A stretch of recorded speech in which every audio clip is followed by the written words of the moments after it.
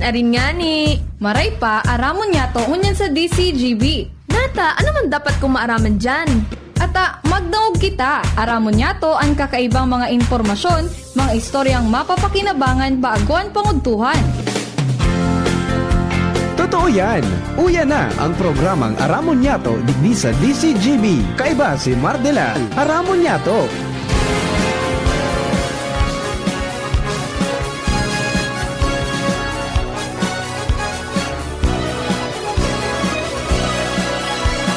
Kabayan, dapat mong malaman na kailangan mong maintindihan ang usapan na may kinalaman sa iyong kapaligiran. Gaya ng aming sinabi, makinig ka. Dito sa inyong bahay, makiklaming. Dito sa programa, Mardela, ating kasama. Pakinggan natin si Mardela. Samahan natin si Mardela. Sa balita, issue at sa komentaryo, kay Mardela tayo ay panalo. Mga tugang, good morning. I'm gonna knock on your door. Good morning, Luzon, Visayas, Mindanao. Welcome po sa programa Aramon Yato niya pong aldaw na ini mga tugang ni Miyerkules. Sa mga devotees po ni Mother of Perpetual Health, don't forget to tenemasin sa iyo novenas. And syempre, mga kababayan natin, hanggang alas 11 lang po kita. Kapag alas 11, papasok po ating mga friendship from Bicol University para po sa programa ngunyan po na pagkaaga. 11 to 12 po sinda every Wednesday. At makayon na yung pag-urulayan mga tugang, paano ko dyan sa ano yan, Agri, Aqua, Ninbanuaan, Pag-asenso, kana MSMEs, no? Para maaraman po nindo ang mga practical tips, as in mga strategies para po sa micro, small, and medium enterprises, as in pag-promote ka entrepreneurship, as in innovation po mga tugang sa region. Mamaya po yan with Professor Ed Barameda and Professor Seth Di Matera, as in ansenda pong guest mga tugang mamaya para po sa ano yan, sa programa. So kita po digdi mga tugang, masumada lang garo kita kan mga pangyayari sin abiso ano at so mga iba-ibang mga MDRRMCs kakaiguan ni mga pagtiripon starting today and then tomorrow bilang ano yan, risk assessment digdi po sa paabot na bagyo, tropical storm na ang kategory niya, tanagkusog mga tugang, ini pong si Opong. And then yung sabi nga ni kayan probability na tamaan po ang Bicol region is mahiwas, no? Makusog halangkaw. Umagi man sa baba o umagi sa itaas, mga tugang, dahil sa dakula ang diametro, talagang may epekto pong tatamaan sa to. Kaya magpreparar po kita tabi. Dahil matakot, kundi magpreparar, magpangadji, ihandaan gabos. Kung kinakailangan may pantingon na, para ko una. Magkagnanin sandbag. Di ba? Pagkatapos, magpasiguro po ng pagkaon at least for the next 3 days. Now, tangani po na ano yan. Kung may mga power banks, taragana po yan ning karga. Pasiguruho na. Tangani po na maging ariglado. I-secure ang mga gamit kung ang sendong mga solar panel bako masyadong makusog ang pagkakabugtak, ibaba na muna yan bago man umabot ang kusog-kurokoso sa Biyernes. Tangani po na pagkatapos kan bagyo kan sigwada, pag Sabado isulit mo naman, igwa kang ilaw. Kung ano yan, itingnan din natin anong preparation mo niya kan Alba Electric Overtib, para po dyan, ini pong bagyo ang minapahirap mga tugang sa Aleco. Imagine ka mga sunod-sunod, maski kinapunta sila kan api kayo, talagang lugmok na lugmok dahil sunod-sunod na bagyo po mga tugang tuminama. Hopefully, ini po na mga ining tatama ngunyan mga tugang sa tuya, ining bagyong Opong, dahil makadistroso ning kadakol sa tuya po ng mga linya kang kuryente para hindi tayo magkaiguan ng problema pagabot po kanal daw. Right? Bueno, dugaan na mga istorya. Ali po yan sa luwas. Rena Ala sa linya na. Ready na. Karen Ala. Karen, good morning. Thank you, Direk Mar. Good morning. Hinagad kan mga nasa Southern Barangay kan Syudad min Legazpi na makapagsustinir na dapat tulos ang Legazpi City Health Office nin mga kumpletong first aid emergency kit sa saindang mga barangay. Sa nagpapadagos pangunya na pre-disaster meeting kan lokal na gobyerno kan Legazpi, nagpahayag paano si Liga ng mga barangay Albay President Milabal kay City Health Medical Officer Dr. Francis Gomez na tiwalaan na kainian kada barangay nin mga importanteng bulong dangan first aid kit, partikularmente ang mga nasa Southern Barangay kan syudad, dahil ta kung susunodun pa ang tig-opresil kan City Health na nakabukas man sana ang parmasiya kan City Health para sa mga pabulong, magiging dipisil pa ini sa parte ng mga nasa Southern Barangay na makipag-coordinar muna sa City Health nga ni matauanin mga bulong o ano pang pangangaipo. As in, sinabing saro sa mga necessity o pigahagad na kaipuan na bulong kan barangay. Iyo na halimbawa petadine. As in, ano pang kagamitan sa mga inkas o magkakarulugadan sa kalamidad. As in, ngunyan tabi, Director Mar, ang namati niya itong kasimbagan kan City Health dyan, hilingon mo na kan opisina kung kakayanon kan syudad na magkapag-akomodar at bakal pa kan mga pigahagad na pangangaipo kan mga barangay. Dahil ta ilamin mismo kan City Health Office na daisin dan sufisyenteng arog kaining pabulong sa mga barangay kan syudad nin Legazpi. Nataan mga barangay, dainin existido ngayon halimbawa ng mga first aid kits? Actually, Endemar, so tinaubaga tabi last year kan probinsya under Governor Glendaong Bungaw, sinabing ubos na, halos kadakla ng mga barangay, sinabing ubos na, sa mga first aid kit, sa mga pang-BP, raot na, kaya ngunyan, naghagad man sinda sa syudad, digdi sa lugar na gobyerno kan Legazpi, na masustiniran man ngaya kami kay mga arog kay ni, sa kung magparapa-coordinate pa ngaya kami sa City Health, dipisilan, lalo na kung nagkukuruso-kuso na ang bagyo. Iyo, pero pwede man sila magtagama kaning pundo out of their, disaster fund. Roger, and that's sa Diba? QRF. Okay, now, ano yan? In-identify ba dyan kung ano ang most at risk ng mga barangay sa Legazpi? Actually, kasubago, igwang ipig-presentar ang MGB, ang Mines and Geosciences Bureau na mga at-risk, lalo na sa landslide, asin sa posibleng supag ano kang alon, and nasa iling ko duman, 68 barangays tabi ito, Endemar. 68? Ngunyan, Out of the 70? 68. Una Out of 58? 68. Out of the 70 barangay, 68 ang kunyan, most at risk? Yan, sabi sa tiya, Endemar. Landslide and floods. Uni mo ng istorya. Ngunyan, si pagklarifikar ni Engineer Nadia Asurcan CDRRMO, duman sa Mines and Geosciences Bureau, itong data ninda na 68 barangays, so na mga nangaranan na at risk, sa doon nga inot, para lang gado nga supig provide nindong data, kaya nagkarelibong sa mga kapitan. Nyan. Ikaduwa tabi, Director Mar, may ibang barangay na nagreklamo, lalo kan last year, na paano ngayon nangaranan na at-risk kami sa landslide, na wala man ngayon kaming bulod sa barangay. Ay, pangyari.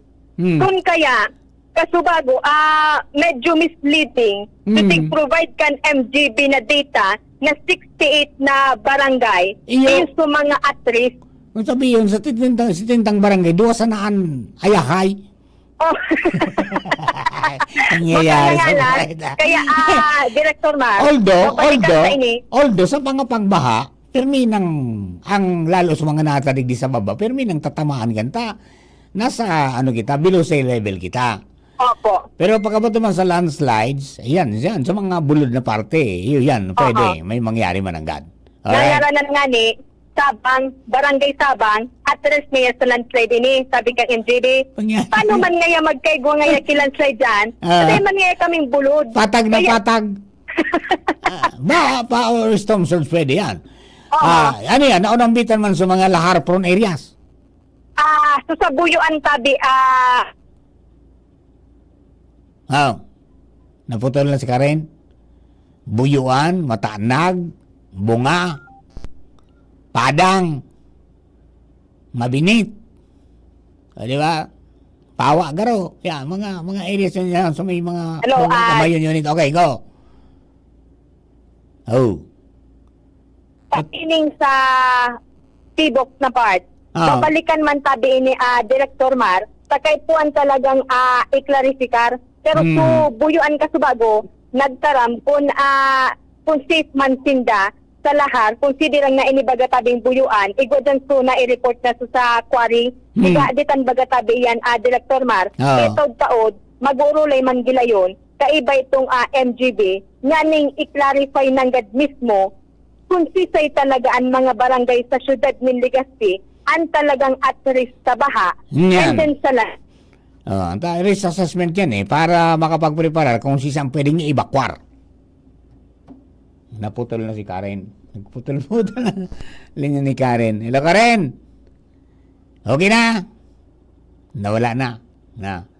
Okay, so abangan na lang po yan. Mga follow-up pa ka mga impormasyon na nagtitiripon Hello. pa. Yan, go ahead. Direct, arog kayo ni ang itig agad na sistema kan CDRRM po, igwa nga yung mga barangay sarong row na ini nga yung mga barangay ang at risk sa landslide, ini man nga yan mga barangay na at risk sa baha. Tanganing ding magkarelibong na mga barangay Yan. kung talagang sinda at risk. Correct. Kasubago talaga, Director, talagang nagkarelibungan. Ah. Medyo naripot talaga kasubago. Kabaralanggado, Aha. provide na data, Sisa pangalan ang ano? kan mga barangay, kan MGB. Si saan nagrepresentar kay Director Molina?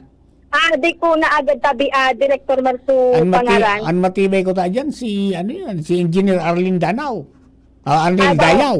Diba? Lalaki ini. Lalaki yan. Ayun. Oo. Sige. Okay, di balik. Iba na naman ini, hapon sa meeting. Okay, sige. Anyway, tabi, Director Mar, padagos kitang nakaantabay digdi sa Legazpi CDRRMO, Karen Ala, DCTV News. Thank you very much, Karen. Pag-alig kay Karen, lipat kita kay Baby Angel Mustanza. Baby Angel, good morning. Please come in.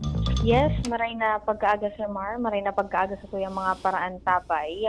Medyo naggayon ang nutritional status sa Bicol Region basado sa resulta kan ginibong 2023 National Survey kan Department of Science and Technology, Food and Nutrition Research Institute. Ini Sir Mar ang assessment ni DOST FNRI, Science Research Specialist, Ma'am Mildred Girindola, kung sa inhay sa dating nasa severe ang sitwasyon kan food insecurity o itong mga pamilya na wala nila access sa pagkakaiguan ng sufisyenteng pagkaon, nagrahay-rahay man da ini Sir Mar last na survey na pigibo ninda. Ini matapos na marehistro Sir Mar sa 34.9%. Alagad ang problema Sir Mar, wala sindanin maitataong comparison manungod sa numero ka nakali sa taon. Ang paliwanag po, Sir Mar, magkaiba ang formula na ginamit digdi. Kaibahan pa digdi, Sir Mar, itong tighahalap ko po ng breakdown kumpara sa Bicol Region, itong numero kan wasted, overweight, stunted, underweight. Wala may itig presentar, Sir Mar, dahil nga nita, bako da po gabos na probinsya ang itig survey magkakasabay sa sarong taon. Okay. Halimbawa da Sir Mark, kan 2023 ngaya, ang respondents lang ngaya kan survey, itong mga hali sa probinsya kan Camarines Sur asin Albay. Next year naman ngaya, Sukatan Duanes asin Sorsogon. Kaya ngaya, difícil para sa inda na magtaunin. So, ang expected rule kayan Sir Mark sa tarong taon niya, gabos na probinsya, sabay po inapig sa survey. Tanganing maliterminaran ta kung arin na mga probinsya duman, arin na mga lugar, itong may mga medyo alanganin ang sitwasyon kan salud kan mga aki pati itong sa mga vulnerable sector. Kaya lang ang sa indang title kaya yung kunyan sa Bicol. Opo. Di medyo may kunyan ta ang nakasentro pa lang kung arin sa survey. Kaya Di dapat po, sa Sir halimbawa Mark, para situation ay sa Kamsur. oo, kaya antighagad ko na lang Sir Mar duman kay Ma'am Girondola. So overall assessment na sana kasi being specific kita na nagpasok Sir Mar. Ay, yun. Aha. Okay. Pero alagad sinabi ni Ma'am Gerondola na kung ikukumpara da Sir Mar ang nutritional status sa Bicol Region, na mayroon manda ang sitwasyon kay ini kung ikukumpara sa ibang region ligdi sa Pilipinas dahil ang pigiling nila rason iyon na pagiging epektibo kan mga programa at serbisyo na ipigtatao kan gobyerno para masimagan ang food insecurity. Dangugunta Sir Mar na kabtangan pagkikipaghuron ko kay Mama Gerondola. In general, so masasabi natin na kukunti pa yung mga LGUs talaga na towards yung towards policy formulation para ma-improve yung nutrition situation ng kanilang mga LGUs. So ito siguro, pag ganito na yung pinag-uusapan natin, pag talaga yung mga LGUs ay towards policy formulation, mas magiging maganda kasi ibig sabihin nun talagang meron silang direksyon para ma-improve yung nutrition situation ng kanilang lugar o area.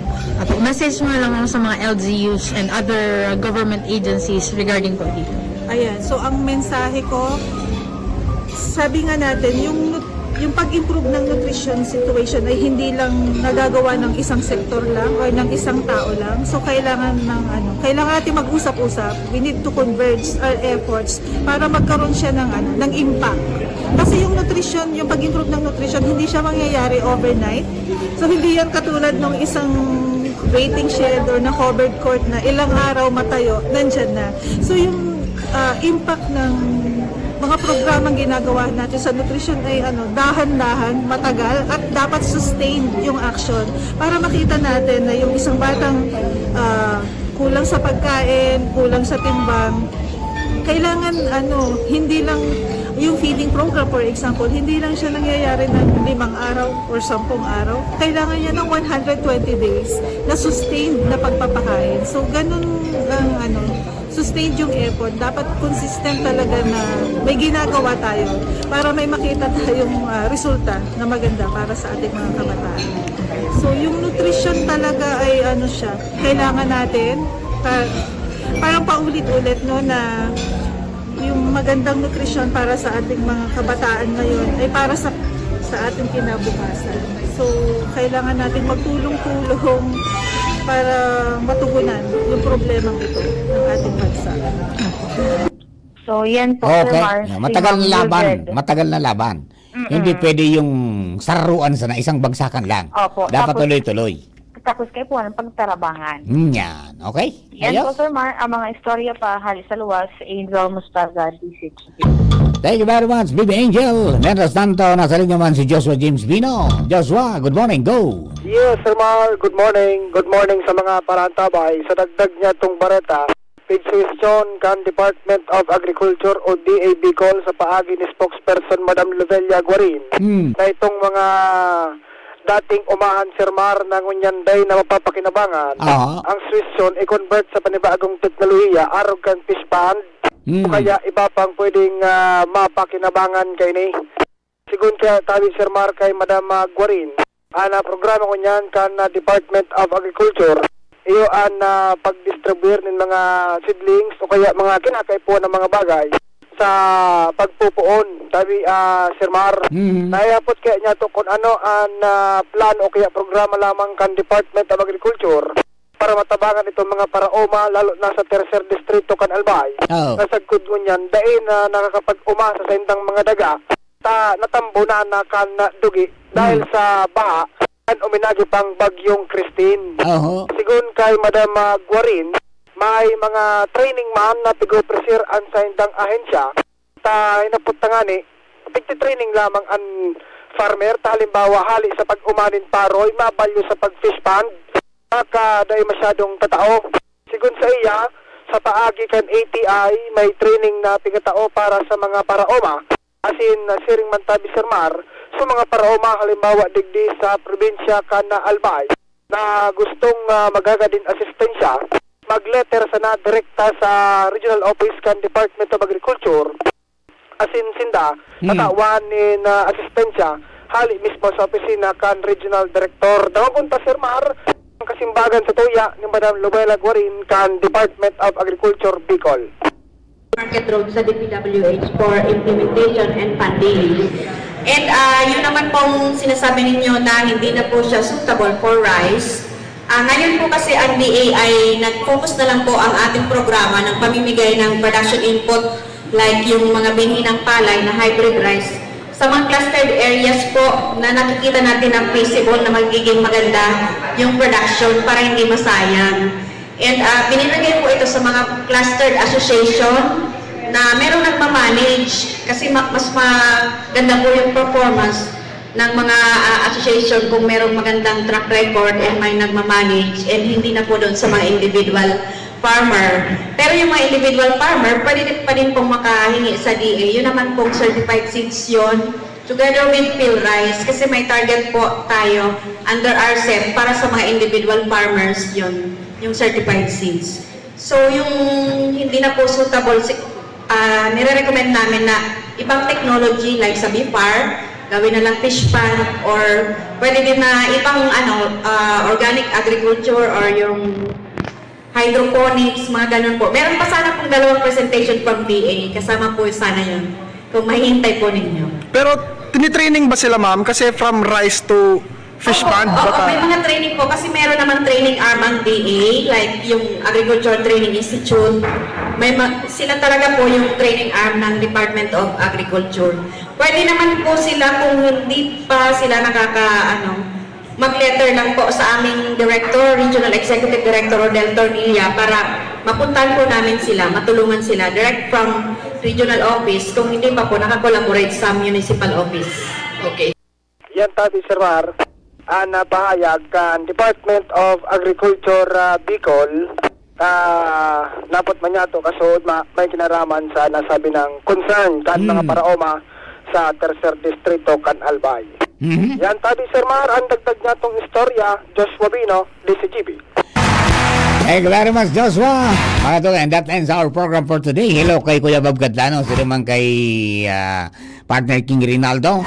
At saka sa gabos po nakantabay. Salamat na maraming sa pangalan po ni Chief Ramir. At saka kang bilog na tropa. Saka po si Mardela. Salamat on. Abangan na po ang mga pag-iriban nato from Bicol University ng Edukasyon at Kabuhayan Program para po sa mga dagdag natong karaman, lalong-lalo na mga tugang sa mga tips para po sa mga MSMEs.